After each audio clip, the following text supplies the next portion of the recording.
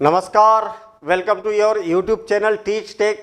हम पढ़ रहे हैं यहाँ पर class 10th maths English medium और उसका भी आज बड़ा ही इम्पोर्टेंट चैप्टर हम स्टार्ट करने वाले हैं, जो कि है चैप्टर नंबर 4 क्वाड्रेटिक इक्वेशन। मैं आपको बता दूं कि क्वाड्रेटिक इक्वेशन 10th क्लास में तो जिसकी ज़रूरत पड़ेगी पड़ेगी। ये चैप्टर ऐसा है कि उसके बाद भी 11th 12th क्लास में भी या उसके आगे भी इसकी ज़रूरत पड़ना ही पड़ना है। मतलब अगर आप कॉम्पिटिटिव लेवल तक भी अगर जाएंगे ना, तो वहाँ पर भी बिना क्वाड्रेटिक इक्वेशन के काम नहीं होना है। ये बहुत ही इंपॉर्टेंट चैप्टर है, ठीक है। चलिए, इस चैप्टर में हमें ओवरऑल पढ़ना क्या है, इस बात को थोड़ा सा समझ लेना आप। पहले तो इंट्रोडक्शन पढ़ेंगे। इंट्रोडक्शन में क्या पढ़ेंगे भाई, ऐसा क्या है इंट्रोडक्शन में? तो इंट्रोडक्शन ही सबसे इंपॉर्टेंट पार्ट होता है इसका मैथ्स का, ठीक है ना। क्वाड्रेटिक इक्वेशन क्या होती है, इसकी ज़रूरत क्यों पड़ी, किसने इसकी स्टार्टिंग की, कैसे इसको सॉल्व किया जा सकता है, कैसे हम पहचानेंगे कि क्वाड्रेटिक इक्वेशन है या नहीं है, सारे क्वेश्चन का आंसर आपको इंट्रोडक्शन देखने के बाद मिल जाएगा, जो कि एमसीक्यू में भी बहुत क्वेश्चन पूछे जाते हैं। फिर उसके बाद में क्वाड्रेटिक इक्वेशन क्या होती है, कैसे दिखती है, इस पर बेस्ड एक्सरसाइज 3.1 पढ़ेंगे हम, ठीक है। स्टेप बाय स्टेप चलेंगे हम आगे की ओर। हम पूरे चैप्टर में क्या क्या पढ़ना है इस बारे में हम समझते हैं। Solution of quadratic equation by factorisation एक मेथड है जिसके बेस पर हमें 3.2 एक्सरसाइज पढ़ना है। और नेक्स्ट है 3.3 एक्सरसाइज आपको मिलेगी नेचर ऑफ रूट्स पर, ठीक। और उसके बाद हम समरी करेंगे चैप्टर की और फिर एमसीक्यू करेंगे और ऐसा चैप्टर कंप्लीट हो जाएगा। मैं आपको बता दूं, सारे एग्जाम्पल, सारा बेसिक कॉन्सेप्ट जीरो लेवल से, इसके बाद हर एक क्वेश्चन को सॉल्व करेंगे हम एक्सरसाइज के। मतलब आप प्रॉपर आप समझते हुए चलेंगे, नोट्स बनाते हुए चलेंगे और उसकी प्रैक्टिस कर लेंगे। मैं आपको बता दूं कि 100 में से 100 नंबर आपको कोई रोक नहीं सकता मैथ्स में, ठीक है। तो ऐसी मेहनत करना है कि आपका फेवरेट सब्जेक्ट मैथ्स बन जाए, बस। ये मेरा एक छोटा सा इंट्रोडक्शन है, ठीक है ना। ये क्वालिफिकेशन हो गई। और 21 ईयर से मैं ऑफलाइन में और 11 ईयर से मैं ऑनलाइन में पढ़ा रहा हूँ, ठीक है। और इंडिया के लाखों बच्चे टीच टेक के माध्यम से पढ़ चुके हैं। और मैं बता दूं कि कई बच्चे ऐसे हैं कि जिन्होंने 100 में से 100 नंबर लाए और उनका फेवरेट सब्जेक्ट बन गया मैथ्स। मैथ्स फेवरेट सब्जेक्ट बन गया, ठीक है। तो आपका भी बन सकता है, बस आप लगे रहिए। प्रॉपर मैं जैसा बोल रहा हूँ वैसे नोट्स बनाइए, नोट्स बनाने के बाद में उसकी प्रैक्टिस करिए, आपका काम हो जाएगा। आपको बता दूं कि प्ले स्टोर पर टीच टेक एप्लीकेशन अवेलेबल है, जिसमें क्लास 6 से लेके क्लास 12 तक total complete video lectures available है ना, पूरा कंप्लीट। इसके बाद में इसके नोट्स अवेलेबल है, नोट्स के बाद में इसकी प्रैक्टिस सेट्स अवेलेबल है। मतलब जो 10th क्लास के बच्चे को रिक्वायर्ड है, सारी चीज़ें आपको यहाँ पर मिलने वाली है, ठीक है। तो आप टीच टेक ऐप डाउनलोड करके यहाँ से भी अपना कोर्स बुक कर सकते हैं, ठीक है। चलिए आगे बढ़ते हैं और डायरेक्ट जाते हैं हम चैप्टर पर, क्वाड्रेटिक इक्वेशन। हाँ, मुझे एक बात बताइए कि ये इक्वेशन का मतलब क्या हो गया भाई? इक्वेशन क्यों? इक्वेशन, इक्वेशन जो वर्ड आया ना, कहाँ से आया है? इक्वल से, इक्वल से बना हुआ इक्वेशन। बड़ी अजीब सी बात रहेगी, इक्वेशन मतलब इक्वल। हाँ बिल्कुल सही है। इक्वल का मतलब आपको मालूम है ना मैथ्स में क्या होता है? ये इक्वल का साइन होता है। हाँ बिल्कुल सही है। जब भी इक्वल का साइन है मतलब इसका एक लेफ्ट हैंड साइड होगा और एक राइट हैंड साइड होगा, LHS और RHS होगा। हाँ बिल्कुल सही है। मतलब एक बात यहाँ तक ये क्लियर हो गई है कि हम इस चैप्टर का कोई भी क्वेश्चन उठाएंगे, उसमें लेफ्ट हैंड साइड और राइट हैंड साइड रहेगा ही रहेगा। Without left hand side right hand side का आपको क्वेश्चन नहीं मिलेगा। कितना बढ़िया है। मतलब पूरे चैप्टर में क्या क्या होने वाला है, ये बातें आपको अभी से पता चलते जा रहा है, ठीक है। लेकिन ये क्या चीज है भाई? क्वाड्रेटिक। क्वाड्रेटिक, क्वाड्रेटिक है डिग्री 2। क्या होना चाहिए? डिग्री 2 होना चाहिए। किसकी? जो भी गिवन है उसकी। अब डिग्री 2 की अगर मैं बात करूं तो आपको कोई ऐसा अजीब सा नहीं लग रहा होगा। अगर आपने पॉलिनोमियल अच्छे से पढ़ा है ना, तो आपको कोई ऐसी अजीब सी बात नहीं लग रही होगी। क्यों? क्योंकि 2 डिग्री पॉलिनोमियल तो हमने पढ़ चुके हैं। अब आपके मन में एक बात आ रही होगी कि हाँ 2 डिग्री पॉलिनोमियल क्या था, a x c square plus b x plus c, ऐसा था। और उसको हम इस क्वाड्रेटिक पॉलिनोमियल को, ये क्वाड्रेटिक बन गई, इसकी डिग्री कितनी है, 2 है। फिर से और एक बार क्वाड्रेटिक पॉलिनोमियल पहले समझते फिर इक्वेशन समझेंगे, इजी हो जाएगा। देखना, कोई क्वाड्रेटिक पॉलिनोमियल है या नहीं है ये चेक करना है आपको। तो क्या चेक करना पड़ेगा, वेरिएबल की पावर। यहां पर बताइए कि एक्स की पावर कितनी है, 2, यहां एक्स की पावर कितनी है, 1, और यहां पर एक्स की पावर कितनी है, तो है ही नहीं एक्स। तो आपको मालूम है ना कि आप x raise to the power 0 तो लिख सकते ना, क्योंकि आपको मालूम है कि दुनिया में कोई भी नंबर है उसकी पावर 0 तो उसकी वैल्यू क्या होती है, 1 होती है। तो x raise to the power 0 मतलब 1 हो गया। तो इसकी मतलब x raise to the power 0 1 मतलब ऐसा तो लिख सकते हैं ना इसको। तो इसकी डिग्री कितनी हो गई इस टर्म की, 0। क्या याद रखना है, क्वाड्रेटिक पॉलिनोमियल उसको बोलेंगे जिसमें हर टर्म की पावर क्या होना चाहिए, अरे हर टर्म की पावर क्या होना चाहिए, होल नंबर, और मैक्सिमम पावर कितनी होना चाहिए, 2। तो इसको क्या बोला जाएगा, क्वाड्रेटिक पॉलिनोमियल। हाँ बिल्कुल सही है, आई बात समझ में। क्वाड्रेटिक पॉलिनोमियल किसको बोलेंगे, वेरिएबल की मैक्सिमम पावर 2 होना चाहिए और हर टर्म में जो पावर रहेगी वो 0 होना चाहिए, सॉरी होल नंबर होना चाहिए, ठीक है ना। जनरली इस पॉलिनोमियल है ये, इस पॉलिनोमियल को रिप्रेजेंट किया जाता है पी ऑफ एक्स से या क्यू ऑफ एक्स से। एक एग्जांपल बताता हूं मैं, example p of x is equal to x square plus 5x plus 6। ये क्वाड्रेटिक पॉलिनोमियल है, क्यों है, क्योंकि यहां पर डिग्री कितनी है, 2 एक्स की, यहां डिग्री कितनी है, 1, और कांस्टेंट टर्म है वहां पर डिग्री कितनी है, 0, x raise to the power 0 है कि नहीं। हाँ, तो हर टर्म की पावर जो है वो होल नंबर है और मैक्सिमम पावर कितनी है, 2 है। तो ये क्वाड्रेटिक पॉलिनोमियल हो गया। हाँ ठीक है, अब सुनिए जरा, ये जो थे ना इसको मैं इसमें कर देता हूं, क्योंकि इस चैप्टर का भी तो नाम क्वाड्रेटिक इक्वेशन है। तो दोनों में डिफरेंस क्या रहेगा, इसमें लेफ्ट हैंड साइड और राइट हैंड साइड रहेगा। आई क्या बात समझ में, देखिए ये लेफ्ट हैंड साइड है, ये right hand side. Right hand side में कोई जरूरी नहीं कि 0 ही हो, और भी कुछ हो सकता है, लेकिन उस कंडीशन को सेटिस्फाई करना चाहिए कि हर टर्म की पावर होल नंबर और मैक्सिमम पावर, वेरिएबल की मैक्सिमम पावर 2, बस। ये भी देखिए इसमें लेफ्ट हैंड साइड है और राइट हैंड साइड है। हाँ बिल्कुल सही है।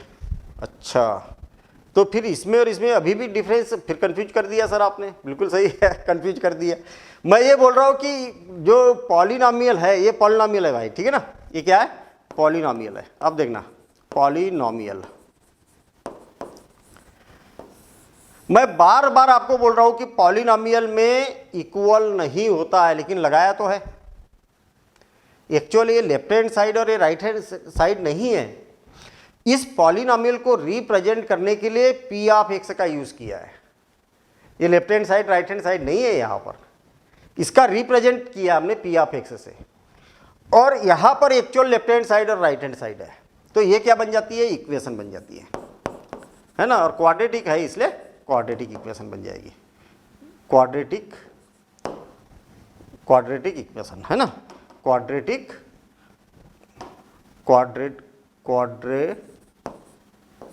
इक्वेशन, ठीक है। अरे यार ये गड़बड़, फिर से ये इक्वेशन बन जाती है।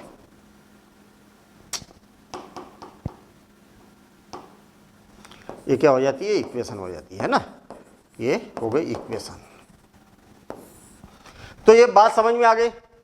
अच्छा, जब हम पॉलिनोमियल को सॉल्व करते थे तो यहाँ पर एक्स के कुछ आंसर आते थे, एक्स इज इक्वल टू कुछ आते थे, मान लिया जाए अल्फा बीटा ऐसा कुछ आ गया, 2 आंसर आते थे। तो सिंपल सी बात है, इसको भी सॉल्व करेंगे तो 2 आंसर आएंगे, x is equal to alpha और बीटा। अब वो कैसे करेंगे वो बातें हम आगे देखेंगे, सॉल्व कैसे करना है वो बातें हमें चैप्टर में पढ़ना ही है। जब पॉलिनॉमियल में ये जो आंसर आते हैं ना, इन आंसर को बोला जाता है जीरोस। क्या बोला जाता है? जीरोस।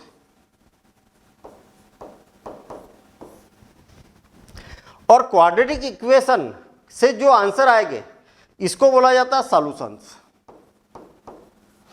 सॉल्यूशंस या तो फिर रूट से भी बोला जाता है। तो ये नाम का फर्क है, प्रोसेस एक जैसी है। आई बात समझ? इसमें जीरोस बोला जाएगा और इसमें रूट्स बोला जाएगा या सॉल्यूशन बोला जाएगा। इतना क्लियर है? अच्छा, अब इतना आप नोट करो भाई। डिग्री क्वाड्रेटिक का मतलब होता है डिग्री 2 और इक्वेशन का मतलब होता है इक्वल, और इसी से बनी है इक्वेशन। लेफ्ट हैंड साइड और राइट हैंड साइड रहेगा, जबकि पॉलिनॉमियल में लेफ्ट हैंड साइड और राइट हैंड साइड नहीं होता है। इसका ये जस्ट एक सिंबल होता है इसको रिप्रेजेंट करने के लिए, ठीक है। जब इसका सॉल्यूशन होता है तो उसको जीरोस बोला जाता है, और इसके जो सॉल्यूशन होते हैं उसको सॉल्यूशंस बोल सकते हैं या रूट से बोला जा सकता है, ठीक है ना। इस बात को आप नोट करके चलिए, क्योंकि इतने में से ही बहुत सारे क्वेश्चन बन जाते हैं, ठीक है। चलिए अब आगे की बात करते हैं हम। क्वेश्चन ये उठता है कि सर क्वाड्रेटिक इक्वेशन हम पढ़ रहे हैं, ये सबसे पहले माथापच्ची की किसने? अरे किसने बनाया ताकि आज हमको पढ़ने की ज़रूरत पड़ रही है। हालांकि फ़ायदा ही हुआ, बहुत सारी डेली लाइफ की प्रॉब्लम्स हम क्वाड्रेटिक इक्वेशन से सॉल्व कर सकते हैं, ठीक है ना। सिलेबस में है, वो पढ़ना है, हमें सीखना है, वो तो इजी काम है, सीख भी लेंगे हम। लेकिन हमारे डेली लाइफ में भी इसका यूज़ है, ठीक है। सोचने वाली बात यह है कि स्टार्ट कहाँ से हुआ होगा, तो बेबोलियन के समय से ही देखा जाता कि उनकी जो चित्रकला है, ये ऐसे ड्राइंग बनाते थे, उनके मकान होते थे, है ना। मकान में जो पानी निकलता था उसकी नालियाँ होती थी, उनकी जो बनावट है ना, उससे ये बात एक अनुमान लगाया जाता है कि भैया बेबोलियन के टाइम से ही क्वाड्रेटिक इक्वेशन के बारे में जानते थे। ऐसे ही जो यूक्लिड है, यूक्लिड ने ऑफिशियली बताया था कि भैया ये क्वाड्रेटिक इक्वेशन होती है, ठीक है ना। क्वाड्रेटिक इक्वेशन का टाइप बताया था और इसको सॉल्व भी किया जा सकता, वैल्यू निकाली जा सकती है। क्यों? क्योंकि जो यूक्लिड थे इनके बहुत सारे ऐसे कैलकुलेशन थे जिसमें दो अननोन नंबर मालूम हो, अननोन नंबर मालूम हो। मान लिया जाए एक नंबर x है और एक नंबर क्या है y, दो क्वांटिटी है। अगर हमें दोनों क्वांटिटी का प्रोडक्ट गिवन है, मालूम है, और इनका दोनों का सम भी मालूम है, दो सिचुएशन मालूम है कि ऐसे दो नंबर है जिनका प्रोडक्ट किया जाए तो इतना होता है और जिनको दोनों को ऐड किया जाए तो इतना होता है। अगर ये दो सिचुएशन मालूम है तो आप x और y की वैल्यू फाइंड कर सकते हैं, और ये पॉसिबल है क्वाड्रेटिक इक्वेशन से। तो इससे ये अनुमान लगता है कि भाई बेबोलियन के टाइम में या यूक्लिड के टाइम में इन्होंने ये बात समझ ली थी कि दो नंबर्स है जिसका प्रोडक्ट और सम मालूम है, तो उन दो नंबर को फाइंड किया जा सकता है, और वो पॉसिबल है क्वाड्रेटिक इक्वेशन से, ठीक है। चलिए आगे बढ़ते हैं हम। हमें तो क्या है कि मामला क्या है, इन बातों को समझना है। ऑफिशियली अगर देखा जाए तो जो फैक्टराइजेशन का जो कॉन्सेप्ट दिया था ना, वो दिया था ब्रह्मगुप्त ने, ठीक है। उसको सॉल्व करने का तरीका जो दिया था एक ऑफिशियली, वो ब्रह्मगुप्त ने दिया था। इसके बाद में श्रीधराचार्य मैथमेटिशियन थे, इन्होंने उसको सॉल्व करने का एक फार्मूला दिया, और उस फार्मूले को हम यहाँ पर डिस्कशन करेंगे कि फार्मूला क्या बनाया। जिस फार्मूले को श्रीधराचार्य फार्मूला भी बोला जा सकता है, बोला ही जाता है, बल्कि क्वाड्रेटिक इक्वेशन को सॉल्व करने का जो फार्मूला है वो श्रीधराचार्य इंडियन मैथमेटिशियन ने दिया, और उसको श्रीधराचार्य फार्मूला भी कहा जाता है। और वो क्या था आगे चल के हम इसी चैप्टर में पढ़ने वाले हैं, ठीक है। तो बहुत मज़ा आने वाला है कि हुआ क्या था, कैसे हुआ था, कैसे फार्मूला बना था, फिर उससे हम कैसे क्वाड्रेटिक इक्वेशन को सॉल्व कर सकते हैं। ये सारी बातें आपको यहाँ पर मिलेगी, मतलब मज़ा आने वाला है, मतलब सीधी बात है। अब क्वाड्रेटिक इक्वेशन की जरूरत क्यों पड़ी जरूरत, तो मैं आपको बता दूं कि अगर मान लिया जाए कि आपको ये मालूम है, अरे आपका जो मकान है ना, मकान का प्लाट है, प्लाट तो ऐसी रेक्टेंगुलर शेप में है, इधर आपके मकान का गेट है और ऐसा मकान बना हुआ है। मैं आपके यहाँ गया और आपसे पूछा कि अच्छा ये बताओ कि आपका मकान जो है वो मकान कितने स्क्वायर फीट है। सिचुएशन को समझना। मैं आपके घर आया और मैंने आपसे बोला कि अच्छा ये बताओ कि ये जो मकान है वो मकान कितने स्क्वायर फीट है, तो आपने मेरे को बड़ा अजीब सा आंसर दिया। ये मकान जो है वो 1500 स्क्वायर फीट में है, ठीक है, 1500 स्क्वायर फीट में। और इसकी जो लेंथ है ना, इसकी जो विड्थ है ना, विड्थ की अपेक्षा जो इसकी लेंथ है वो 5 टाइम है। फिर से और एक बार, जितनी भी लेंथ है ना, सॉरी जितनी भी इसकी विड्थ है ना, उसमें 5 का मल्टीप्लिकेशन करेंगे तो उतनी इसकी लेंथ है। बड़ा अजीब सा आंसर दिया। मैंने आपसे पूछा कि अच्छा ये बताओ कि आपका जो प्लाट का एरिया है, तो आपने बोला कि इतने स्क्वायर फीट, इतने स्क्वायर फीट है, 1500 स्क्वायर फीट है। और आपने एक बात और बोल दी कि जो इसकी विड्थ है ना, विड्थ की अपेक्षा 5 टाइम इसकी लेंथ है। तो फिर बताओ, फिर आपने मुझसे पूछा अच्छा बताओ अब इसकी विड्थ कितनी है और लेंथ कितनी है। ऐसा आपने उल्टा मेरे से पूछ लिया। मजा आया? हैं? मजा आया ना? हाँ। तो फिर मैंने क्या किया, मुझे मालूम है कि आपने क्या बताया, मुझे इसका एरिया बताया है, इसका एरिया बताया है आपने। तो एरिया ऑफ रेक्टेंगल क्या होता है? Area of rectangle. अच्छा ये कितना गिवन है आपको? रेक्टेंगल का एरिया 1500 स्क्वायर फीट दिया हुआ है। और एरिया ऑफ रेक्टेंगल का फार्मूला क्या होता है? Length into breadth, length into breadth is equal to कितना है? 1500। लेंथ कितनी है? 5x, और ब्रेथ कितनी है? x, और दोनों का मल्टीप्लिकेशन करेंगे तो कितना हो जाएगा? 5x square is equal to 1500, और इज इक्वल टू 1500। हाँ बहुत बढ़िया।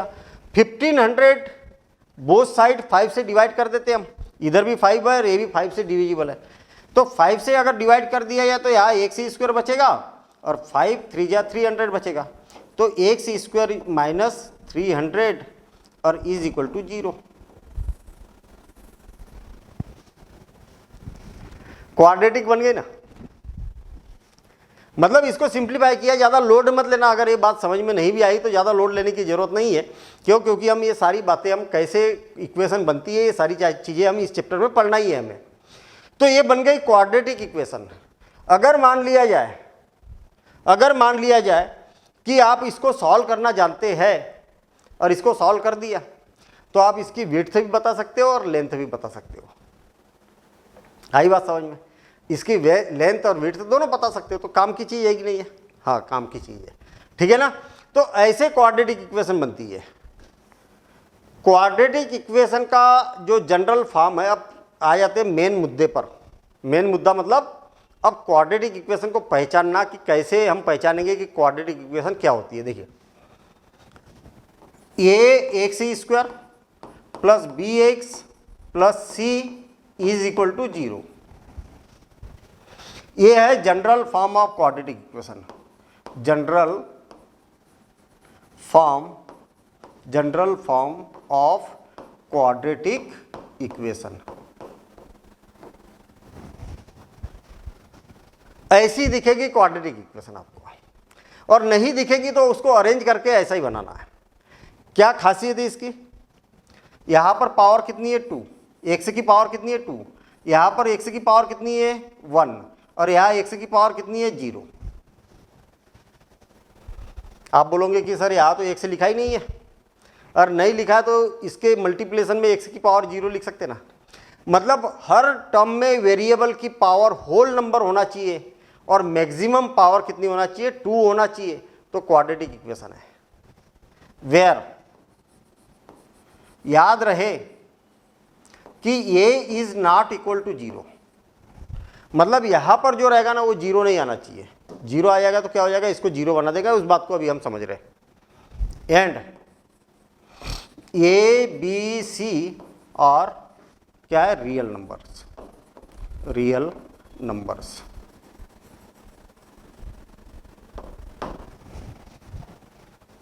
ए बी सी क्या होना चाहिए, रियल नंबर से होना चाहिए, और A is not equal to 0 होना चाहिए, इतनी बात है। अब देखना, मैं एक कुछ एग्जांपल ले रहा हूं यहां पर। 3x² minus 5x plus 4 is equal to 0 quadratic equation है क्या? हाँ है। कैसे? मैक्सिमम पावर कितनी है, 2 है। हर टर्म में जो वेरिएबल की पावर है, या x की पावर 2 है, या x की पावर 1 है, या x की पावर 0 है, हाँ चलेगा। 2 divided by 5 x² minus √7 x minus 11 और इज इक्वल टू 0। ये क्वाड्रेटिक इक्वेशन है या नहीं है? हाँ है। कैसे? कैसे भाई?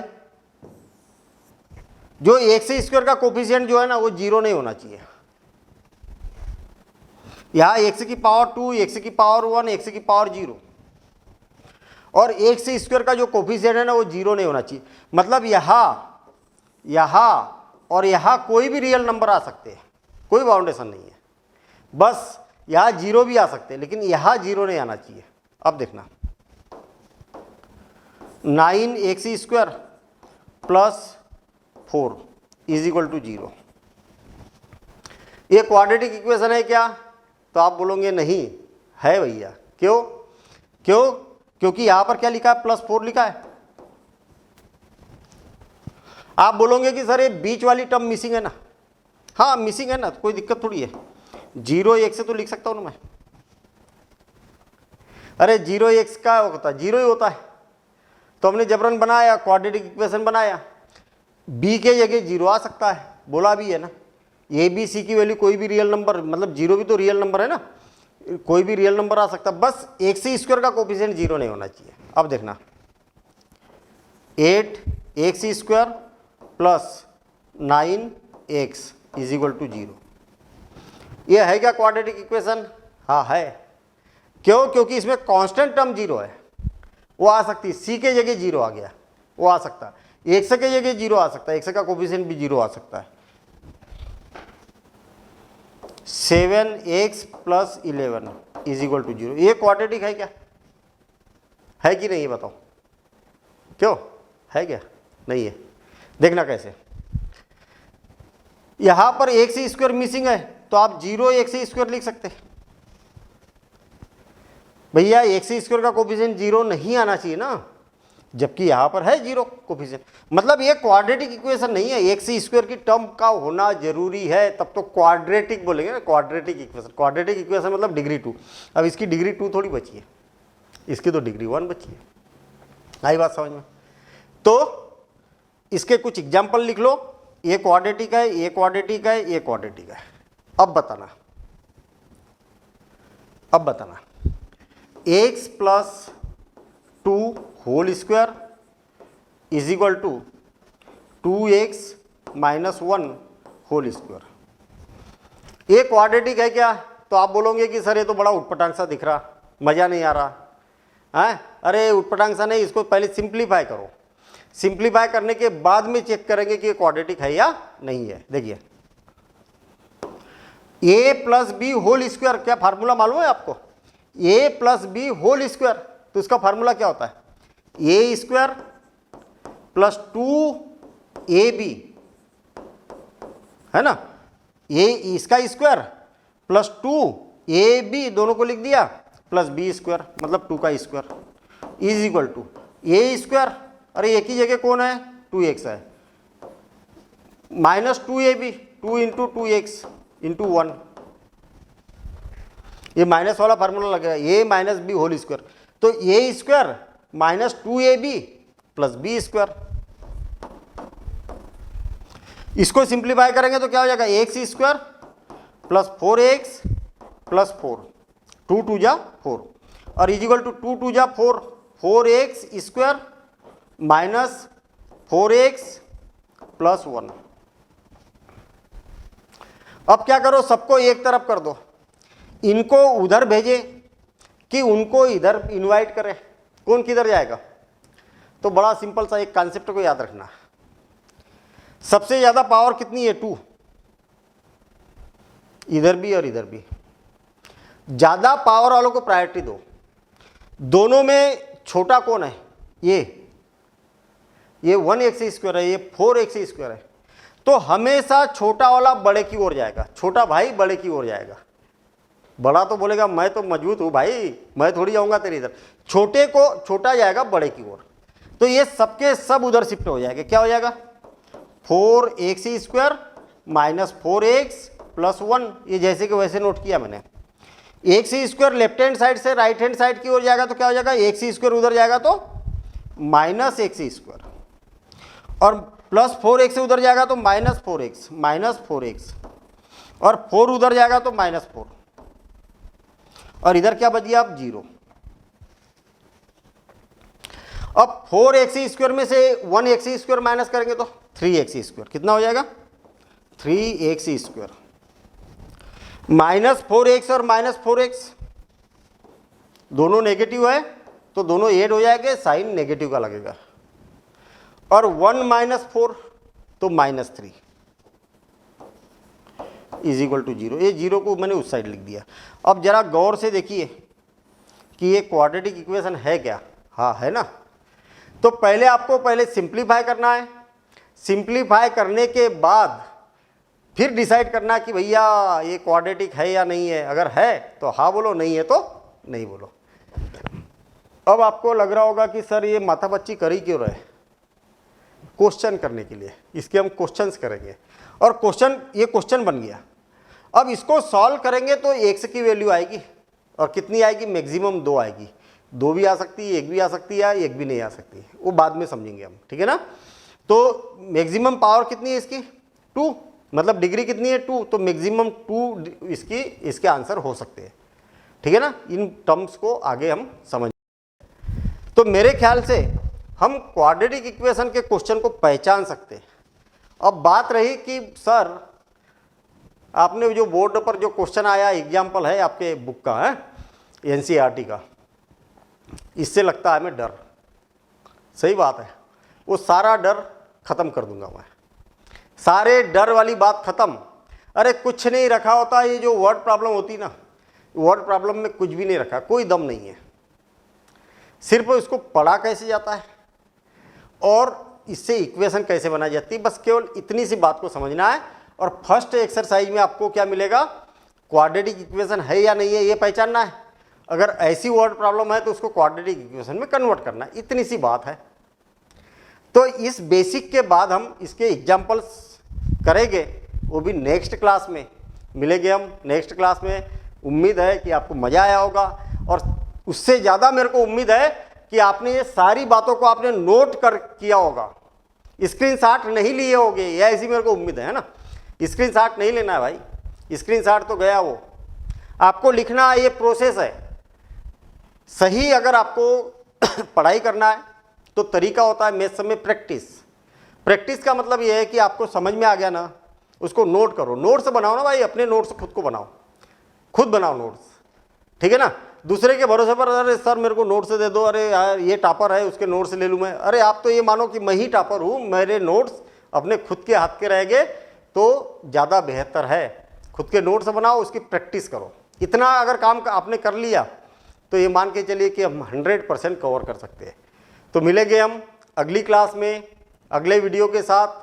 Thank you, all the best.